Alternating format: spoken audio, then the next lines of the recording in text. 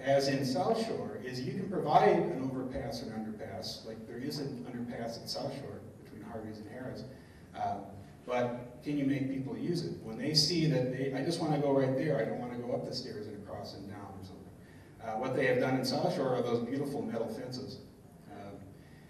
The challenge here is that in the site plan, which we didn't really mention, is bus stops on both sides, and of course you can't have a bus stop without letting people get to the bus.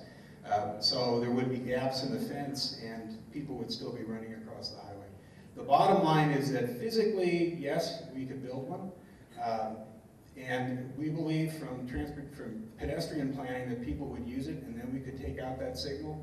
You could probably have a good discussion within this room about whether that's overall a good idea or not. But from my point of view, or from the point of view of this study right here, we did not assume that that would happen. Yes, sir. Yes, my name is Ron Code, and I live on the lake side of the highway. I think a lot of people, like myself, are concerned about the overall nature of the project more than any specific road or intersection or light.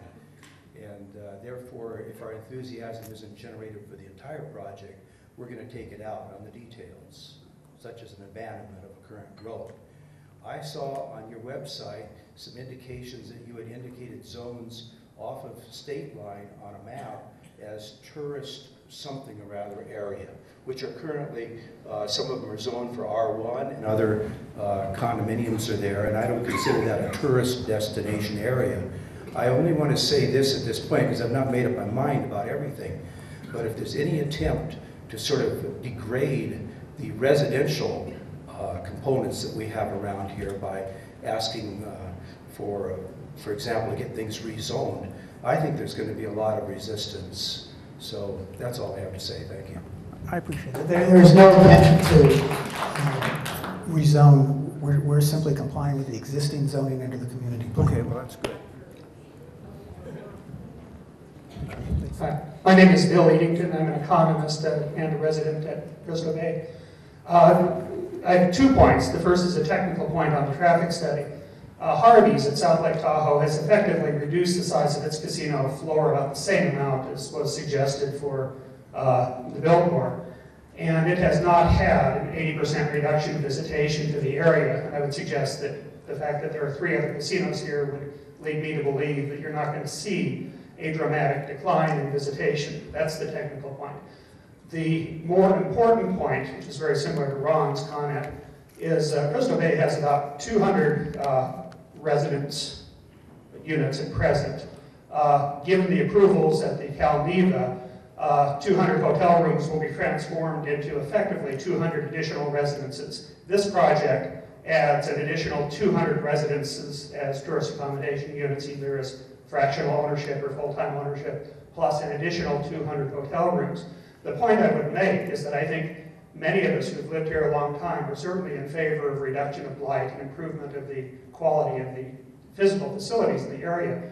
But our concerns have to do with the proportionality, that if indeed development were proportionate to what is here, that would be fine. But my concern is that we're going to have something dramatically disproportionate and create very significant concentration of density with new residential units or quasi-residential units as fractional ownership or TAUs.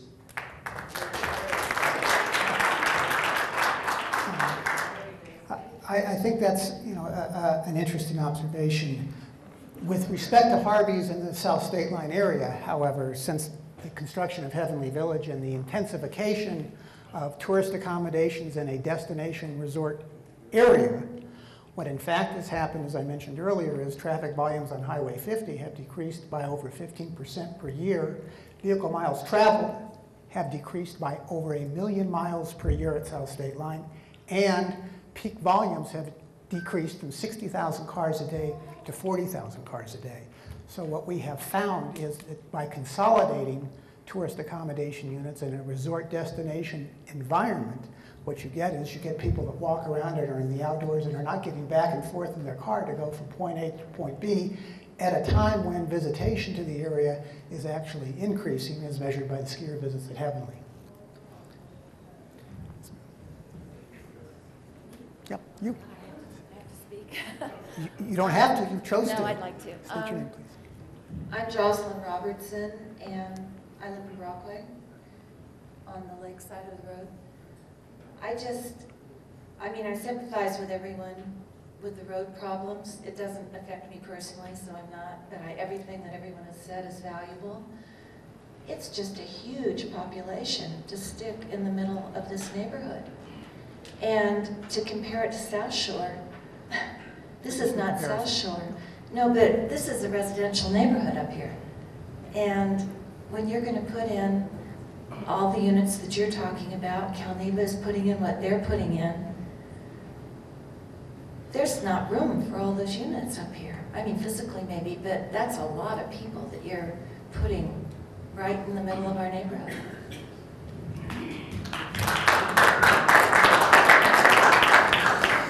State your name, please. Bill Calvi. My question is, how much time are you going to be spending in this construction project here a day? Are you going to work 8 hours a day or longer? TRPA actually has a ordinance that specifies construction hours. I should know this by now, but it's something like 8 a.m. to 6 p.m. 7 p.m.?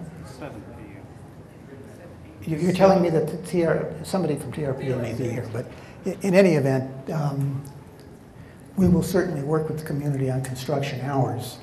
One of the things I think is just important for folks to understand, and you know, we understand that you're concerned about increases in impacts. We've generated a lot of studies and data that we think addresses some of those concerns, but on the bigger picture, as you step back from this, you have an existing condition here that is what it is. In order for changes to occur, there has to be some economic opportunity to make those changes and not go broke. And so as you create a development program, you have to create a development program that is economically viable. And you know, I don't want to mislead anybody here, but you know, we have to achieve a certain level of unit count and development, or we can't change the existing condition. And while that may be fine for some folks, it's not fine for other folks, and it certainly isn't fine for the net environmental consequence of the existing condition. So we are sensitive to your concerns. We want to develop strategies that mitigate these impacts. We hear you. We're going to take back what you've told us and do the best we can with it.